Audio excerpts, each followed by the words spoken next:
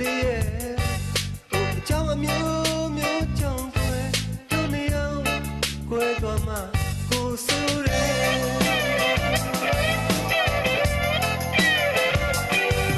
ရင်နာစရာစကားတွေလဲ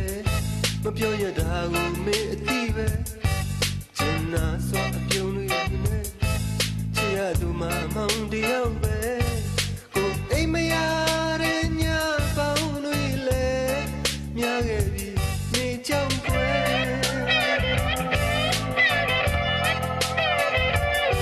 တကယ်ဆိုရင်ကျင်နာအတဲ့နှလုံးရှိကြမယ်လူတိုင်းပဲ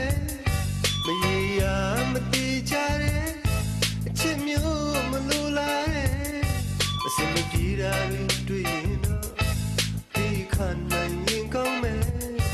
အိုးအကြောင်းအမျိုးမျိုးကြောင့်ကွယ်ချစ်သူတွေကွယ်သွားတာဘာကြောင့်လဲ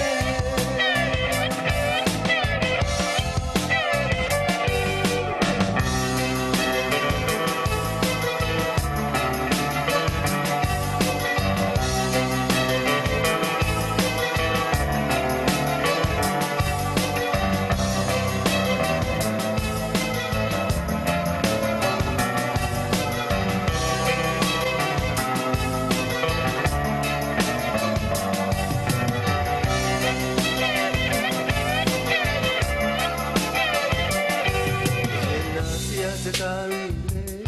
မပြောရတာကိုမင်းအသိကွယ်ကျင်နာစွာအပြုံးတွေနဲ့ချစ်ရသူမှမောင်တယောက်ပဲကိုအိမ်မရတဲ့ညပေါင်းတွေလဲမြားခဲ့ပြီမေကြောင့်ကွယ်